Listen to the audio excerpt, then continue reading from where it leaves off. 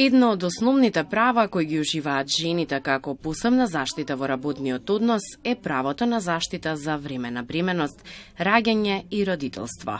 Заштитата во Законот за работни односи најпрво е поставена уште при самото известување дека некоја работничка е бремена.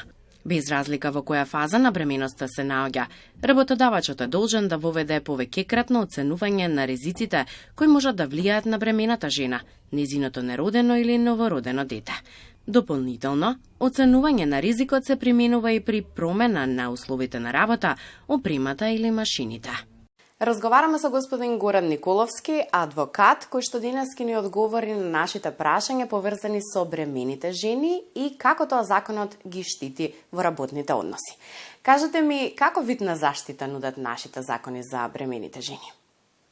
Генерално, Македонскиот закон за работни односи нуди еден комплексен систем на заштита на правата на бремените жени, кој што почнува уште од самото вработување. Значи, при еден објавен оглас за вработување, бремената жена не смее да биде дискредитирана и да й биде оневозможен правото да заснова работен однос само заради тоа што е бремена.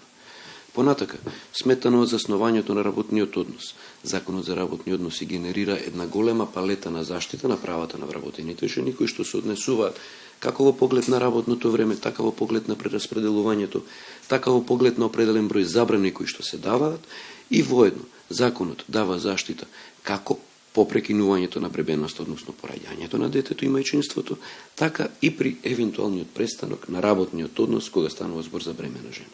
Кои права ги имаат бремените жени за време на бременоста?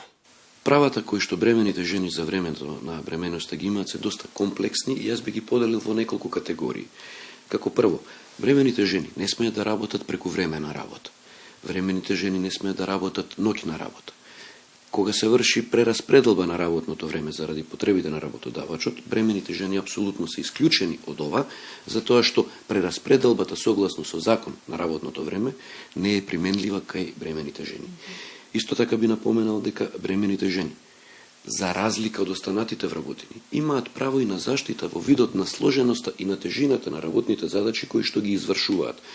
Така, например, доколку една бремена жена пред настапувањето на бременоста вршала работни задачи на една позиција која што согласно со новата состојба ја оттежнува нејзината бременост, работодавачот е должен да изнајде нови работни места, односно да изврши прераспределба на нејзината работа на начин кој што нема да ја загрози нејзината безбедност и здравје, односно нема негативно да се одрази на нејзината состојба на бременоста. Дали смее да се откаже договорот за вработување за време на бременоста? Законот за работни односи нуди една палета на заштита при престанокот на работниот однос кај бремените жени. Така да за разлика од останатите работници, бремените жени имаат заштита која што е двостепена. Како прво, доколку станува збор за полесни повреди на работниот однос, работодавачот воопшто не може да го откаже договорот за вработување.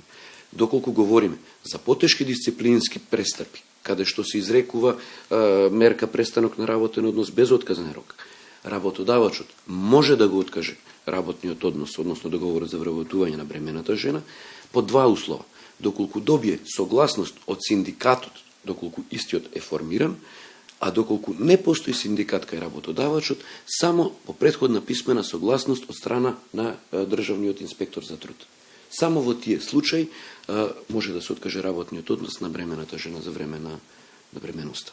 И кажете ми, дали сметате дека генерално се почитуваат правата на бремените жени кај нас? Вака, генерално правата на бремените жени во Македонија релативно се почитуваат. Со тоа што би сакал да напоменам една работа. Значи, бременоста не е појава која што може со око да се забележи. И затоа би апелирал кај бремените жени да не ја кријат својата состојба, односно да го известат својот работодавач дека се бремени, затоа што само на база на таа информација работодавачот по сила на закон е должен да им ги обезбеди сите права кои што по закон им припаѓаат. Со тоа што би напоменал, известувањето не значи дека треба да се извести за нејзината здравствена состојба, за текот на бременоста. Едноставно станува збор за едно просто известување дека жената е бремена и се со цел работодавачот да овозможи остварување на нејзините законски загарантирани права. Господин Горан Николовски, ви благодарам што ни дадовте одговори на прашањата кои што не мача и ви благодарам што бевте дел од утринската. Благодарам и на вас.